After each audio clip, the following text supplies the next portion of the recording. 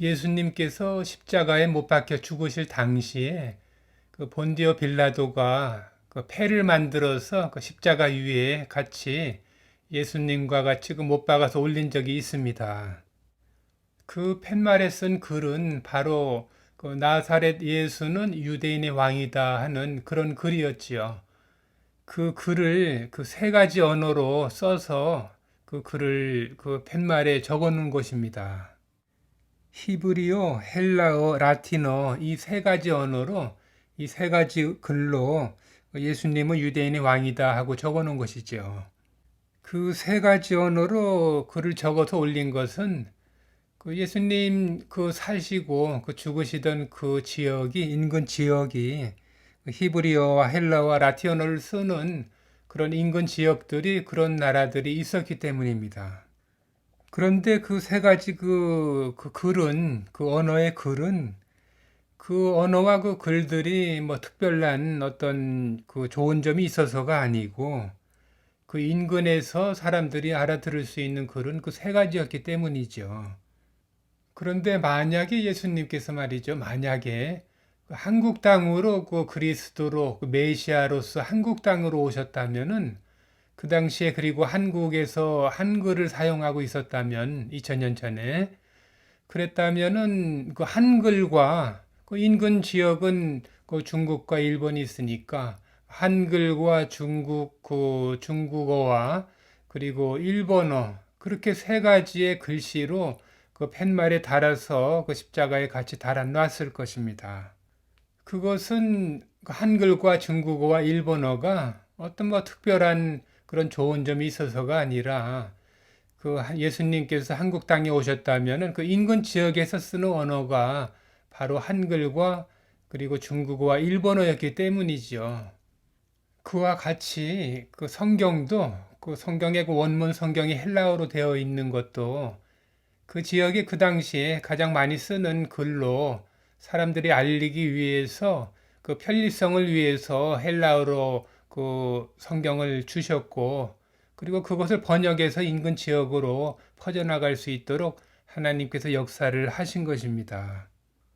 그런데 저도 뭐 학교에서도 그렇고 개인적으로도 그 원문 성경도 보고 그 영어 성경도 보고 한글 성경도 보고 했지만 제가 성경을 보고 느낀 것은 제가 한국 사람이기 때문에 한글 성경이 제 마음에 가장 와 닿는 것을 한국 사람에게는 한글 성경이 제일 좋은 것이라는 것을 느꼈기 때문에 지금은 한글 성경만 보고 그 영어나 원문 성경은 별로 신경을 쓰지 않는 것입니다. 한국 사람들에게는 하나님께서 그 한국 사람들의 문화에 맞게끔 그 문화에 맞는 그 성경을 그 한국 사람들에게 한글 성경으로 주셨다는 것을 제가 깊이 느꼈기 때문이죠. 그렇습니다. 한국 사람들에게는 한국 사람들의 문화에 맞게끔 하나님께서 한글 성경을 주신 것이고, 그리고 비록 몇몇 그 단어들이 그 잘못 번역이 된 것이 아닌가 해서 그 영어 성경을 본다든가 원문 성경을 보고 다시 이해하는 경우가 있습니다. 그렇지만 저희 경우에는 그런 부분이 있다고 하더라도 저는 한국 성경을 가장 사랑하고 그 한글 성경을 그 가장 많이 그 읽고 있습니다. 그것은 어떤 이유에서 그런가 하면은요.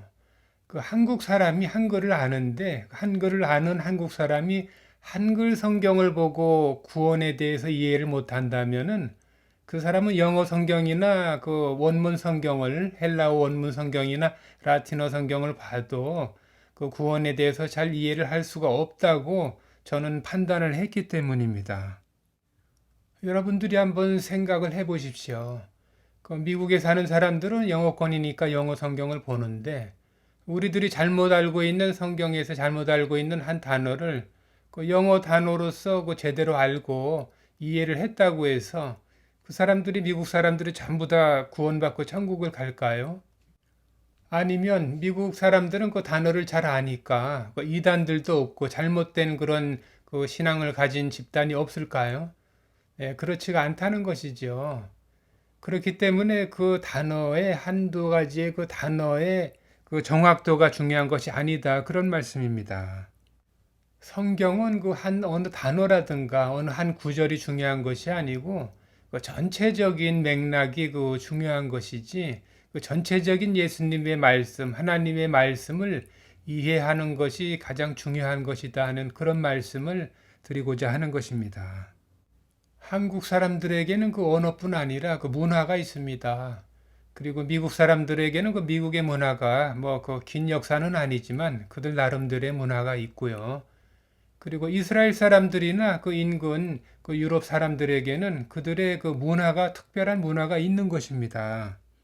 그것은 그 문화는 한두 가지 어떤 단어를 가지고 그것을 이해하고 그것을 모든 것을 그 느끼고 알 수가 있는 것은 아니지요. 그렇기에 이 하나님께서는 한국 사람들에게는 한국 사람들의 문화와 그 정서에 맞게끔 특별히 한글 성경을 우리들에게 그 주신 것입니다.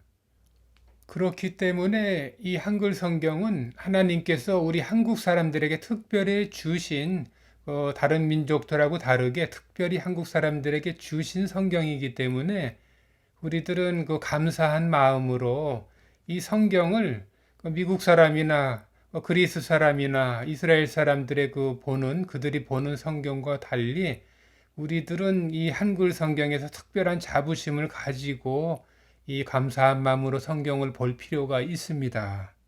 특별히 한두 가지 경우만 보더라도요.